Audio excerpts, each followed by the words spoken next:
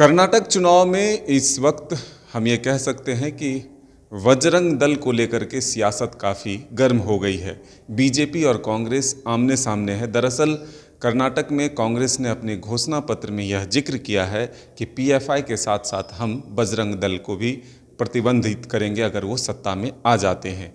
ऐसे में रांची में भी, झारखंड में भी इस बात का विरोध हो रहा है।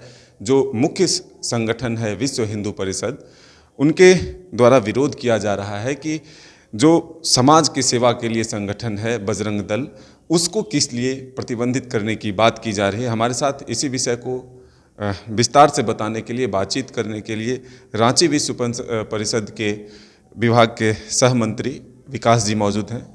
विकास जी, आपको क्या लगता है ये जो कांग्रेस ने घोषणा पत्र में शामिल किया है, क्या सच में प्रतिबंध करना उचित होगा या फिर ये गलत है? देखिए, आपने जो प्रश्न उठाया कि प्रतिबंध करना उचित होगा या नहीं होगा, ये एक बहुत अंतिम का प्रश्न है। मूल तत्व ये है कि उनके मैनिफेस्टो में ये चीज़ आया कैसे।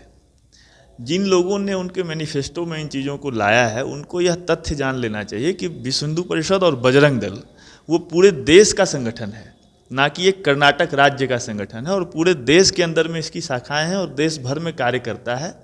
और किस प्रकार का कार्य करता है, मीडिया के बंधु बहुत अच्छे से जानते हैं। सेवा के कार्यों में हम जो भी कार्य करते हैं उसमें मीडिया के लोगों को भी बुलाते हैं, समाज के लोगों को भी बुलाते हैं, और सब लोग आकर के हमारे कार्यों को देखते भी हैं। तो सबसे पहले तो इनका यह एजेंडा जो है, ये साफ तौर पर दिखाता है कि इनका काम सिर्फ जनता को गुमराह करना है और किसी न किसी एक वोट बैंक का तुष्टीकरण करके और उस वोट बैंक को पूरी तरह से अपनी ओर करने का यह एक तुच्छ प्रयास है, इसके अलावा और कुछ नहीं। क्योंकि एक राष्ट्रव्यापी संगठन के ऊपर प्रतिबंध लगाने के लिए आपको राष्ट्रीय स्तर से प्रयास करने की आवश्यकता है। कर्नाटक चुनाव से इसका कोई, या कर्नाटक की जनता से इसका कोई बहुत लेना देना नहीं होकर के सिर्फ एक तुष्टीकरण का उनका भाव है, इसके अलावा और कुछ नहीं। और इसमें कहीं कोई सत्यता नहीं है। बजरंग दल विश्व हिंदू परिषद समाज और देश के लिए, सुरक्षा के लिए काम करने वाला संगठन है। पीएफआई से तुलना करना कहीं से जायज़ लगता है? देखिए, पीएफआई नामक जो संगठन है, उस संगठन के ऊपर में देश की सुरक्षा एजेंसियों ने, देश की सुरक्षा एजेंसियां लगातार देश के अंदर चलने वाली गतिविधियों पर अपना नज़र रखती है, देखती है कि कौन सा संगठन किस दिशा में क्या काम करती है। सुरक्षा एजेंसियों ने पाया कि पीएफआई के लोग जिन कार्यों में लिप्त हैं, एक आपने अभी हमारे ठीक बगल का राज्य है बिहार, वहाँ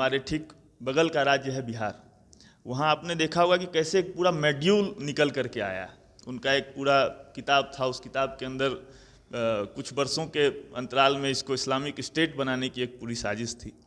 उनका जो टेरर फंडिंग का पूरा मॉड्यूल था, उनके जो लव जिहाद के पूरे केस हैं। अभी एक केरला स्टोरी नाम की फिल्म आ रही है, और देश के सुप्रीम कोर्ट से लेकर के केरला के हाई कोर्ट ने भी उसके ऊपर में एक बार कहा था कि भाई ये जो लव जिहाद का प्रकरण चल रहा है और आईएस में देश की बेटियों को शामिल करने के लिए साजिश के तहत लोग लेकर के जा रहे हैं, ऐसे संगठन के साथ बजरंग दल जैसे संगठन का तुलना करना, जो बजरंग दल मातृशक्ति की सुरक्षा के लिए देश भर में जाना जाता है।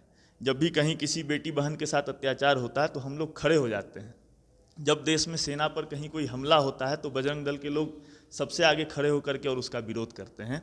एक सेना के विरोध करने वाले संगठन, जो अफजल गुरु की फांसी पर रोने वाले लोग हैं, या कश्मीर के अंदर जब सेना के लोग कार्रवाई करते हैं उसके ऊपर रोने वाले लोग हैं, ऐसे संगठन के साथ बजरंग दल की तुलना करना ये कहीं से उचित नहीं है और कहीं से ये तुलना टिकने वाला भी नहीं है। देश के लोग जानते हैं पीएफआई और बजरंग दल दोनों जमीन आसमान का अंतर है। दोनों संगठनों के संस्कार में पीएफआई को सरकार ने बैन किया है, कोर्ट में उनकी लड़ाई चल रही है। अगर सरकार को लगता है या इन लोगों को लगता है कि हम बजरंग दल के लोग इस प्रकार के किसी कृत्य में हैं, तो वो उसकी जांच कराएं। बजरंग दल कहीं, पूरे समाज के अंदर में बजरंग दल की चर्चा है, लोग लगातार देख रहे हैं। हम 84 से काम कर रहे हैं, 1984 से बजरंग दल की स्थापना है। लगातार बजरंग दल के लोग रक्तदान करते हैं। अगर रक्तदान करना देश विरोधी कार्य है तो ठीक है। इससे क्या आप लोगों के मनोबल टूटेंगे? बिल्कुल नहीं, ये तो बहुत छोटा सा प्रयास है। बजरंग दल विश्व हिंदू परिषद के ऊपर तो आपने, ये एक बहुत छोटा हमला है। ऐसे हमले तो लगातार होते रहे हैं। बजरंग दल केरल के अंदर आप जाएंगे या कई और राज्यों में जाएंगे तो हमारे लोगों पे हमले हुए, हमारे लोगों की हत्याएं हुई हैं, फिर भी हम लोग लगातार कार्य करते रहे हैं। तो बजरंग दल के मनोबल पर कहीं कोई फर्क नहीं पड़ने वाला, क्योंकि हम लोग कहते हैं कि हिंदुओं का बल बजरंग दल। देश का बल बजरंग दल। तो अगर बजरंग दल को ऐसे मतलब इस तरह के लोगों के बोलने से अगर बजरंग दल प्रभाव में आ जाए, उसके मनोबल पर प्रभाव पड़ जाए, ऐसा नहीं, बजरंग बली का साक्षात आशीर्वाद बजरंग दल पर है, कहीं कोई मनोबल गिरने वाली बात नहीं। हमारा मनोबल और मजबूत होता है, समाज हमारे साथ और खड़ा हो जाता है ऐसे बयान के कारण से। क्या लगता है कि ये एक टारगेट इसलिए किया जा रहा है कि बजरंग दल को पर एक आरोप कांग्रेस की तरफ से लगता है कि वो बीजेपी के समर्थन के लिए काम करती है, जो समाज में कुछ ऐसी घटनाएं केरल में हुई है उसको देखते हुए इस तरह के आरोप या फिर बैन करने की बात तो नहीं है? देखिए, अभी आप लगातार देश में हैं, फिर भी हम लोग लगातार कार्य करते रहे हैं, तो बजरंग दल के मनोबल पर कहीं कोई फर्क नहीं पड़ने वाला, क्योंकि हम लोग कहते हैं कि हिंदुओं का बल बजरंग दल, देश का बल बजरंग दल। तो अगर बजरंग दल को ऐसे मतलब इस तरह के लोगों के बोलने से अगर बजरंग दल प्रभाव में आ जाए, उसके मनोबल पर प्रभाव पड़ जाए, ऐसा नहीं, बजरंग बली का साक्षात आशीर्वाद बजरंग दल पर है, कहीं कोई मनोबल गिरने वाली बात नहीं। हमारा मनोबल और मजबूत होता है, समाज हमारे साथ और खड़ा हो जाता है ऐसे बयान के कारण से। क्या लगता है कि ये एक टारगेट इसलिए किया जा रहा है कि बजरंग दल को पर एक आरोप कांग्रेस की तरफ से लगता है कि वो बीजेपी के समर्थन के लिए काम करती है, जो समाज में कुछ ऐसी घटनाएं केरल में हुई है उसको देखते हुए इस तरह के आरोप या फिर बैन करने की बात तो नहीं है? देखिए, अभी आप लगातार देश के अंदर में चुनाव हो रहे हैं, अभी उत्तर प्रदेश में निकाय का चुनाव चल रहा है, कर्नाटक में चुनाव चल रहा है, कल छत्तीसगढ़ में चुनाव आएगा, परसों राजस्थान में चुनाव आएगा। बजरंग दल चुनाव से बजरंग दल का कोई लेना देना नहीं, या फिर हम राजनीतिक गतिविधियों के कारण कोई काम करते हैं, ऐसा नहीं है। हमारा काम सतत चलने वाला काम है। कर्नाटक चुनाव में उन्होंने एक मैनिफेस्टो जारी जरूर किया है, उस मैनिफेस्टो के जारी करने के बाद भी हमारे लोगों ने अभी तक कोई उस प्रकार की प्रतिक्रिया नहीं दी, क्योंकि इसको पॉलिटिसाइज हमको नहीं करना है।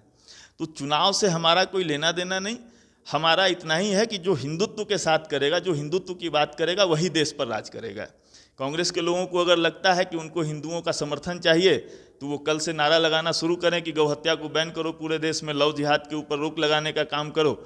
हम सब लोग या हिंदू समाज उनके समर्थन में जब दिखेगा तो बजरंग दल भी उनके साथ खुलेगा, ऐसा कहीं कोई बात नहीं। हम लोग तो देश हिंदू समाज के लिए काम करते हैं, समाज के अंदर राजनीति का एक छोटा सा पार्ट है। लगातार चलने वाला यह संगठन राजनीतिक गतिविधियों से बिल्कुल दूर रहने वाला संगठन है। आप हमारे ट्रेनिंग कैंपों में आइए, स्वागत है आपका, जाते भी आप लोग हैं, हम लोग बुलाते भी हैं। तो बजरंग दल का इस प्रकार के चीज़ों से कोई लेना देना नहीं है, राजनीतिक चीज़ों से कोई मतलब नहीं। आपने सुना कि बजरंग दल के काम बड़े हैं, राजनीति इनका मकसद नहीं।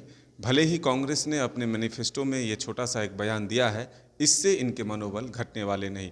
अब देखना होगा कि आने वाले दिनों में कर्नाटक के लोग कांग्रेस के घोषणा पत्र को कितना स्वीकार करते हैं, कांग्रेस या फिर बीजेपी, किसको कर्नाटक की बागडोर मिलती है, ये तो आने वाला वक्त बताएगा। लेकिन फिलहाल कांग्रेस की इस घोषणा पत्र से सियासत जारी है। अपने सहयोगी शाहनवाज के साथ Madan Singh, news bioscope, Ranchi. Welcome to Chacha Mama दंगल। हास्य अदाकार संजय मिश्रा से गुजारिश है कि वह अखाड़े में कूदे और फुलटूस को ट्रॉफी से नवाजें। लगता है समाधि ले ली। अरे बुला रहे हैं। अरे बोल रहे हैं कि बुला लो। टॉप टेक सीमेंट, जो जोड़े तो छोड़े नहीं, मजबूती ही हमारी पहचान।